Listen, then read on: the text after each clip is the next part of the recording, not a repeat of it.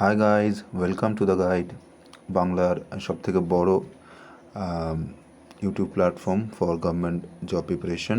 So bank of static জিকের 8th lecture নিয়ে আমি হাজির। তো কয়েকদিন ধরে আমি আপলোড করিনি সেশনস, কিছু টেকনিক্যাল ফল্ট ছিল। সো চলো আবার we are back on track. So 7টা সিরিজ অলরেডি আমি আপলোড করেছি। This is 8th class. So যেমনটা তোমরা জানো যে প্রত্যেকটা সেটে 15 করে কোয়েশ্চেন্স থাকে, 15টা করে কোয়েশ্চেন্স থাকে, which are most important questions, যেগুলো এখনকার যে ওয়ান ডে এক্সামস, সেই এক্সামসের জন্য like SSC, CGL, CHSL, MTS, CPO, SSC, GD constable, Delhi police, আমাদের ওয়েস্ট বেঙ্গল পুলিশ, ডব্লিউবিসিএস যারা দিতে চাইছো, এবং ওয়েস্ট বেঙ্গলের যে কোনো পাবলিক সার্ভিস কমিশনের যে কোনো এক্সাম, ইভেন ব্যাংকেরও কিছু এক্সাম আছে, মানে ব্যাংকেরও বিশেষ করে জিকে পোর্শনে যে কোয়েশ্চেন্স আসে সেগুলো কিন্তু এই পার্টিকুলার সিরিজ যদি তোমরা ফলো করো তাহলে definitely you will crack your GA section. That is guaranteed, এটুকু আমি বলতে পারি। সো চলো উইদাউট ফার্দার এনি ডিলে আজকে সেশন স্টার্ট করা যাক। আজকেও 15টা কোয়েশ্চেন্সই আছে, ভেরি ইম্পর্টেন্ট কোয়েশ্চেন্স 15টা, খুব ভালো 15টা কোয়েশ্চেন্স আছে যেগুলোর আপকামিং এক্সামে আসার প্রবাবিলিটি খুব বেশি। র্যাপিড ফায়ার সেশন হবে, উইথ ডিসকাশন হবে, উইথ এক্সপ্লানেশন হবে, একটু তাড়াতাড়ি হবে, নোট ডাউন করবে, ভিডিও পজ করেও দেখতে পারো নোট ডাউন করার জন্য। So let's move start with our first question today's. Miranda বলতে পারো, মিরান্ডাও বলতে পারো। সো মিরান্ডা বা মিরান্দা কোন গ্রহের উপগ্রহ? Very important question. So answer is Uranus. Miranda কিন্তু ইউরেনাসের একটা উপগ্রহ। তো ইউরেনাসের আর একটা উপগ্রহের নাম হচ্ছে টাইটান, টাইটান তো আমরা জানি শনির, ট্রাইটন অ্যাকচুয়ালি হচ্ছে নেপচুনের, আর টিনানটা আমি যেটা ট্রাইটন বলে ফেললাম, টিনানটা হচ্ছে আর একটা ইউরেনাসের উপগ্রহের নাম। সো ইউরেনাসের উপগ্রহ হচ্ছে মিরান্দা। বাকি যদি অপশনসগুলো বলি তো বুধের তো কোনো উপগ্রহ নেই অ্যাজ সাচ। শনির এই মুহূর্তে 82টা টোটাল উপগ্রহ আছে, এবং যেটা সৌর জগতের মধ্যে সব থেকে বেশি। আগে বৃহস্পতির ছিল 79টা, সেটাকে পার করে 82 হয়ে গেছে শনির। ইউরেনাসের আছে 27টা এবং নেপচুনের আছে 14টা উপগ্রহ। প্রত্যেকটার ইম্পর্ট্যান্ট ডিটেলস আমি দিয়ে দিলাম, আশা করি তোমরা নোট ডাউন করে নিয়েছো। না পারলে ভিডিও রিমাইন্ড করে আবার করে নিও। So right answer is Uranus for this particular question. Next question, ভারতের কোথায় প্রথম চালকহীন রেল পরিষেবা চালু হলো? এটা একটা কারেন্ট অ্যাফেয়ার্সেরই কোয়েশ্চেন, বাট স্টিল এটা স্ট্যাটিক জিকেতে ইনক্লুড করেছি বিকজ এই কোয়েশ্চেনটা আসার প্রবাবিলিটি খুব বেশি। স্ট্যাটিক জিকেই হয়ে গেছে এটা, বিকজ এই কোয়েশ্চেনটা যত বছরই পুরনো হোক না কেন কোয়েশ্চেনটা আসবেই, কারণ এটা প্রথম, তাই এটাকে স্ট্যাটিক জিকে করা যেতে পারে। That's why I included this particular question. তো ভারতের কোথায় প্রথম চালকহীন রেল পরিষেবা চালু হলো? সো এটা আমাদের নরেন্দ্র মোদী, ভারতের প্রধানমন্ত্রী, উনি করেছেন দিল্লিতে। সো দিল্লি মেট্রো রেলে অ্যাকচুয়ালি প্রথম চালকহীন রেল পরিষেবা চালু হয়েছে। So Delhi is the right answer. কলকাতায় যদি বলি তো কলকাতাতে ভারতের প্রথম মেট্রো রেল চালিত হয়, মানে শুরু হয় অ্যাকচুয়ালি আমাদের 1984-তে। আর প্রথম ডাক অফিস বা পোস্ট অফিসও কিন্তু কলকাতাতেই স্থাপিত হয় 1787-এ। মুম্বাইয়ের ক্ষেত্রে যদি বলি, সো বম্বে টু থানে 1853-তে 34 কিলোমিটারের ব্যাপী একটা রেল লাইন প্রতিষ্ঠা হয় লর্ড ডালহৌসির সময়। আর চেন্নাইকে যদি বলি তো চেন্নাইকে ভারতের ডেট্রয়েট, এশিয়ার ডেট্রয়েট বলা হয়। So these R important facts about 4 options. So Delhi is the right answer for this particular question. Move to the next question. বিশ্ব যোগা দিবস কবে পালিত হয়? তো 21শে জুন, 7ই জুন, 21শে মে নাকি 22শে May? So the right answer is 21শে জুন। মাত্র দুদিন পর অর্থাৎ পরশুই আমাদের এটা হবে, যোগা দিবস পালিত হবে। মনে রাখবে এটা 7ম যোগা দিবস পালিত হতে যাচ্ছে, আন্তর্জাতিক যোগা দিবস। তো প্রথম কবে স্টার্ট হয়েছিল না, 2015 সালে কিন্তু প্রথম আন্তর্জাতিক যোগা দিবস স্টার্ট হয়। কারণ সরি ইউনাইটেড নেশনসের জেনারেল অ্যাসেম্বলিতে যখন আমাদের ভারতের প্রধানমন্ত্রী নরেন্দ্র মোদী যান, তিনি অ্যাড্রেস করেন যে যোগার বেনিফিট কী আছে, যোগা কেন ইম্পর্টেন্ট, কেন মানুষের যোগা করা উচিত। তো তিনি 27শে সেপ্টেম্বর এই লেকচার দেন ইউএনএ জেনারেল অ্যাসেম্বলি অর্থাৎ ইউএনজিএতে। তো তারপরে কিন্তু 11ই ডিসেম্বর কিন্তু 11ই ডিসেম্বর 2014 সালে রেজলিউশন পাস হয় ইউনাইটেড নেশন জেনারেল অ্যাসেম্বলিতে, এবং সেখানেই 21শে জুনকে কিন্তু আন্তর্জাতিক যোগা দিবসের খ্যাতি বা ইউ ক্যান সে মর্যাদা দেওয়া হয়। তো সেদিন থেকে অর্থাৎ 2015 থেকে কিন্তু যোগা দিবস পালন করা হচ্ছে। এবার হচ্ছে 7ম যোগা দিবস, এবারেও ভার্চুয়ালি হবে বিকজ অফ কোভিড প্যান্ডেমিক। আর এবারের থিম ভেরি ইম্পর্ট্যান্ট, এবারের যোগা দিবসের থিম হচ্ছে যোগা বা yoga for wellbeing, yoga for wellbeing. আগেরবারের অর্থাৎ 2020 অর্থাৎ 6ষ্ঠ যোগা দিবসের থিম ছিল কিন্তু yoga for health, yoga at home. So very important, প্রত্যেকটা ইম্পর্ট্যান্ট পয়েন্টস আমি ডিসকাস করলাম। বাকি যদি অপশনসগুলো বলি, 7ই জুন তো এই দিন ওয়ার্ল্ড ওশানস ডে পালন করা হয়। 21শে মের কথা যদি বলি তো 21শে মেতে কালচারাল ডাইভার্সিটি অফ মানে ইন্টারন্যাশনাল কালচারাল ডাইভার্সিটি পালন করা হয়, ডে পালন করা হয়। এবং 22শে মে কিন্তু international the world actually biodiversity day পালন করা হয়। So this 4 options are very important. So right answer is 21শে June for this particular question. Next question, Bansagar বাঁধ কোন নদীর তীরে অবস্থিত? বানসাগর ড্যাম আমরা জানি খুবই একটা ফেমাস ড্যাম। তো কেন ফেমাস ড্যাম? বিকজ এটা মোরারজি দেশাই, উনি 1978 সালে এর ভিত্তিপ্রস্তর স্থাপন করেন মোরারজি দেশাই, এবং তারপরে এটা 2006 সাল থেকে কিন্তু অপারেটিভ হয়। তো সেই জন্য বানসাগর বাঁধ খুব ইম্পর্ট্যান্ট, একজন প্রধানমন্ত্রীর সঙ্গে রিলেটেড, এবং মোরারজি দেশাই প্রথম অকংগ্রেসী একজন প্রধানমন্ত্রী ছিলেন, সুতরাং তার রিলেটেড যে কোনো কোয়েশ্চেন খুব ইম্পর্ট্যান্ট, সেই কারণে এটা ইনক্লুশন করেছি। তো বানসাগর ড্যাম কোন নদীর তীরে এটা বলতে হবে, নর্মদা, যমুনা, সোন নাকি Chambal? So the right answer is Son. Son নদীর তীরে কিন্তু বানসাগর বাঁধ আছে। আর নর্মদা নদীর তীরে তো আমরা জানি সর্দার সরোবর ড্যাম আছে। যমুনার অ্যাজ সাচ কোনো ইয়ে নেই। চম্বল নদীর তীরে কিন্তু আছে Indira Sagar dam. So Son is the right answer for Bansagar dam. আর সোন নদীকে কিন্তু স্বর্ণ নদীও বলা হয়, ঠিক আছে, স্বর্ণ নদীও বলা হয়। আর হচ্ছে সোন নদী কিন্তু মধ্যপ্রদেশ হয়ে বিহার হয়ে কিন্তু উত্তরপ্রদেশ হয়ে আমাদের মধ্যপ্রদেশ হয়ে উত্তরপ্রদেশ হয়ে কিন্তু বিহারে কিন্তু গঙ্গার সঙ্গে মিলে যাচ্ছে। So this is the actually তোমার যাত্রাপথ সোনের, সেটা আমি বলে দিলাম। মধ্যপ্রদেশ থেকে উত্তরপ্রদেশ হয়ে মানে ইউপি হয়ে বিহারে গিয়ে কিন্তু আমাদের গঙ্গার সঙ্গে মিশে যাচ্ছে সোন। So the right answer is shown for this particular question. Move to the next question. জাতীয় কংগ্রেসের প্রতিষ্ঠা দিবস কবে পালিত হয়? 28শে সেপ্টেম্বর, 28শে জানুয়ারি, 28শে ডিসেম্বর নাকি 28শে May? So the right answer is অবশ্যই 28শে ডিসেম্বর। 28শে ডিসেম্বর কিন্তু জাতীয় কংগ্রেসের প্রতিষ্ঠা দিবস পালন করা হয়। আমরা একটু ব্যাকগ্রাউন্ড দেখে নেব। 28শে ডিসেম্বর 1985 সালে, ভেরি ইম্পর্ট্যান্ট, আবার বলছি 1885, নট 1985। 1885 সালের 28শে ডিসেম্বর কিন্তু গোকুল দাস তেজপাল সংস্কৃত কলেজ, যেটা বোম্বেতে অবস্থিত, সেখানে কিন্তু জাতীয় কংগ্রেসের প্রতিষ্ঠা হয়। এবং ওই প্রতিষ্ঠাকালে কিন্তু প্রথম অধিবেশনে 72 জন প্রতিনিধি অংশগ্রহণ করেছিলেন। ভেরি ইম্পর্ট্যান্ট, কোয়েশ্চেনটা বারবার আসে, কতজন? 72 জন। তো প্রতিষ্ঠাতার নাম কিন্তু অ্যালান অক্টোভিয়ান হিউম, যিনি একজন রিটায়ার্ড সিভিল সার্ভেন্ট ছিলেন।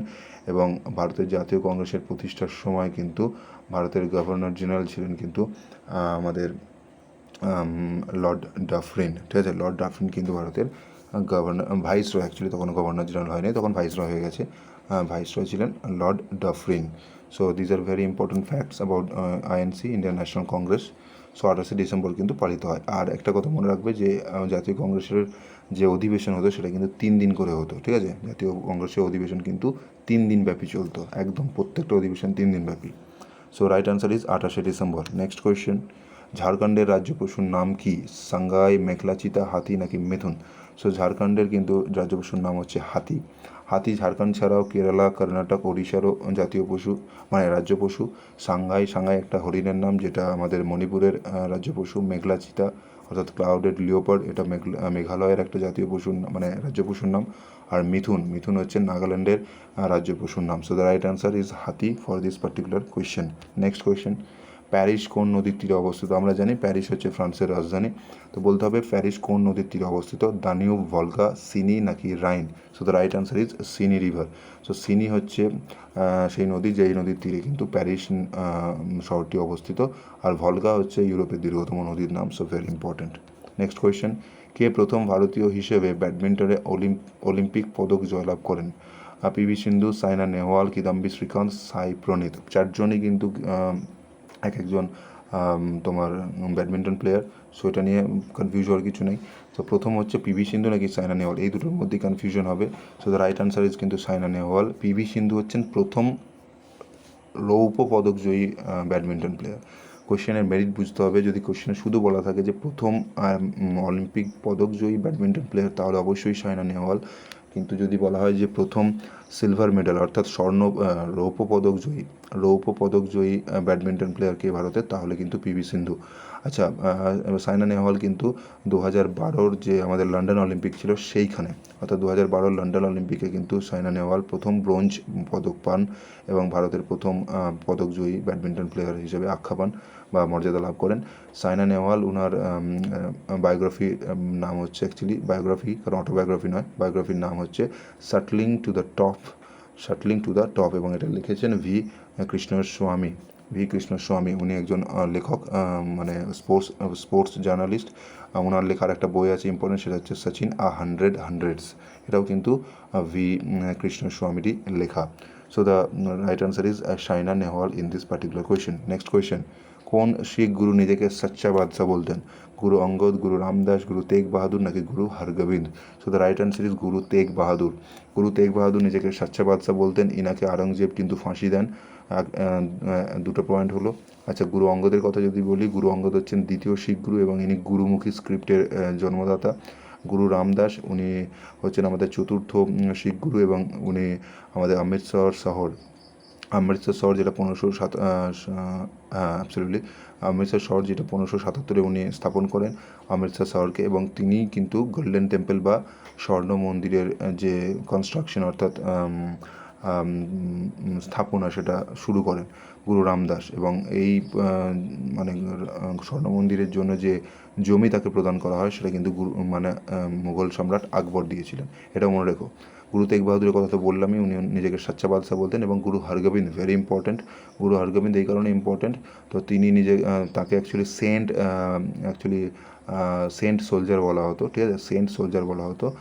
তো সেন্ট সোলজার মানে হচ্ছে মানে ঋষিরূপী অ্যাকচুয়ালি সেনা বা ঋষিরূপী সৈনিক বলা হতো। আর উনি কিন্তু অকাল তখ্ত, যেটা সব থেকে ইম্পর্টেন্ট সেটা হচ্ছে অকাল তখ্তের কিন্তু প্রতিষ্ঠাতা হচ্ছেন গুরু হরগোবিন্দ, অকাল তখ্ত। সো অকাল তখ্ত আর কিছুই নয়, একটা মানে পোস্ট বলতে পারো, যেটা সর্বোচ্চ পোস্ট শিখ গুরুদের জন্য। সো সেটাই হচ্ছে অকাল তখ্ত। নেক্সট কোয়েশ্চেন, অন্ধ্রপ্রদেশের লোকসভা আসনের সংখ্যা কটি? 40, 42, 48 নাকি 25? আগে সেটা আমি করিয়েছিলাম মহারাষ্ট্রের, সেখানে ছিল 48টা। সো 48 হচ্ছে মহারাষ্ট্রের, 42 তো আমাদের পশ্চিমবঙ্গের আমরা জানি, 40 হচ্ছে বিহারের, আর 25 হচ্ছে অন্ধ্রপ্রদেশ। তো রাইট আনসার ইজ 25টা লোকসভা আসন আছে অন্ধ্রপ্রদেশে।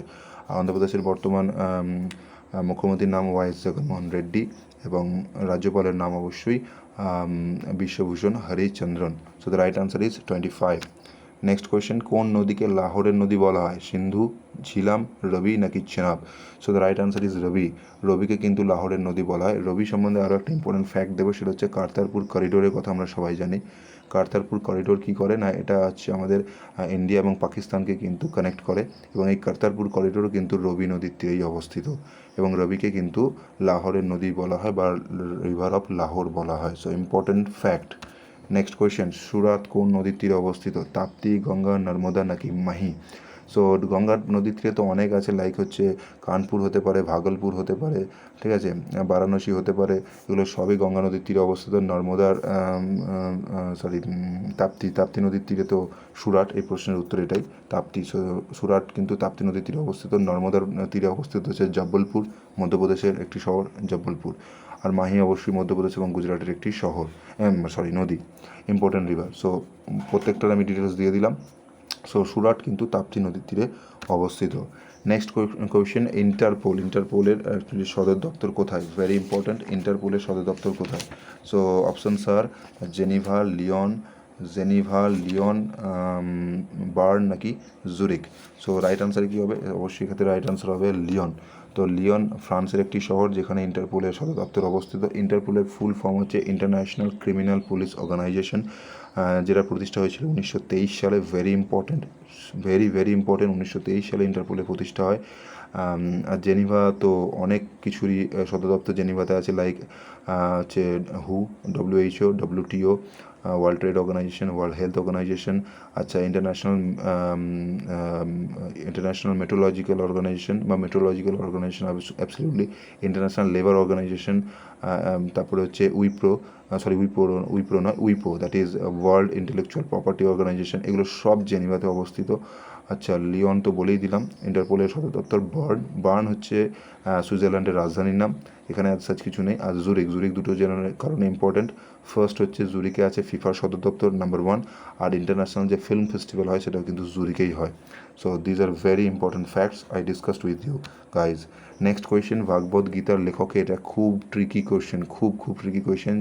যাদের জেনারেল সেন্স আছে তারাই এই কোয়েশ্চেনটার আনসার করতে পারবে, আদারওয়াইজ ভাববে অন্য কিছু। বেদব্যাস, বাল্মীকি, কৃষ্ণ নাকি দ্রোণাচার্য? সো অনেকেই কৃষ্ণ সম্বন্ধে আইডিয়া শুরু করে দিয়েছেন, বাট না, কৃষ্ণ নয়, that is right answer is Vedvyas বা বেদব্যাস। এবার কীভাবে সেটা একটু এক্সপ্লেন করছি, শুনে নাও ভালো করে। বেদব্যাস হচ্ছেন মহাভারতের লেখক, আর ভাগবত গীতা হচ্ছে মহাভারতেরই একটা পার্ট মাত্র। অর্থাৎ মহাভারতের যে আছে পর্ব, যতগুলো পর্ব আছে মহাভারতের, সেই পর্বগুলোর মধ্যে একটা পর্ব আছে যেখানে কৃষ্ণ অর্জুনকে তার বিভিন্ন যে জিজ্ঞাসা, সেই জিজ্ঞাসার উত্তর দিচ্ছেন, এবং ওই কৃষ্ণ এবং অর্জুনের যে কথোপকথন সেটাই কিন্তু ভাগবত গীতা হিসেবে আমরা পড়ি। সো সেটার তাহলে অরিজিনাল গ্রন্থ হচ্ছে মহাভারত, যার লেখক হচ্ছেন বেদব্যাস। তো ভাগবত গীতারও লেখক অবভিয়াসলি উনিই হবেন। So that is Vedvyas is the right answer for this particular question, very important. So next question, and I think the last question of the day. জাতীয় গণিত দিবস, ভারতের জাতীয় গণিত দিবস কবে পালিত হয়? 22শে মার্চ, 22শে মে, 22শে ডিসেম্বর নাকি 1লা জানুয়ারি? সো 22শে মার্চ তো বিহার দিবস পালন হয় আমরা জানি। এছাড়াও 22শে মার্চ কিন্তু বিশ্ব জল দিবস পালিত হয়। 22শে মে অলরেডি আমি ডিসকাস করেছি, ওয়ার্ল্ড বায়োলজিক্যাল ডাইভার্সিটি ডে পালন করা হয়, বা বায়োডাইভার্সিটি ডে পালন করা হয়। 22শে ডিসেম্বর হচ্ছে রাইট আনসার। আমাদের বিখ্যাত গণিতজ্ঞ রামানুজন, ওনার জন্মদিন উপলক্ষে কিন্তু 22শে ডিসেম্বরকে আমরা জাতীয় গণিত দিবস হিসেবে পালন করি। আর 1লা জানুয়ারি কিন্তু আমরা ইন্টারন্যাশনাল ফ্যামিলি ডে হিসেবে পালন করি। পিকনিক তো করি, সেখান থেকে মনে রাখার খুব সুবিধা, 1লা জানুয়ারি ইন্টারন্যাশনাল ফ্যামিলি ডে হিসেবে পালিত হয়। So this is it from this particular session. Thanks for watching. Stay safe, stay home, and please appeal, আমি বারবারই করেছি প্রত্যেকটা ভিডিওতে, আবারও আপিল করছি, প্লিজ সাবস্ক্রাইব দিস চ্যানেল। যদি তোমরা মনে করো যে এখান থেকে তোমরা কিছু শিখছো বা আরও এই ফ্যামিলিটাকে গ্রো আপ করতে চাও তোমরা, যাতে করে আমি আরও অনেক কন্টেন্ট, এটা শুধু তো স্ট্যাটিক জিকের ওপর হচ্ছে, প্রত্যেকটা সাবজেক্টিভ জিকে, ম্যাথ, রিজনিংয়ের ক্লাস নিয়ে আসি। তো প্লিজ এই চ্যানেলটাকে তোমরা সাবস্ক্রাইব করো, যাতে এই ফ্যামিলিটা বাড়ে, আমিও মোটিভেশন পাই। লাইক শেয়ার করো, দ্যাটস ইট। পড়তে থাকো, ভালো করে প্রিপারেশন নাও। So session dismissed.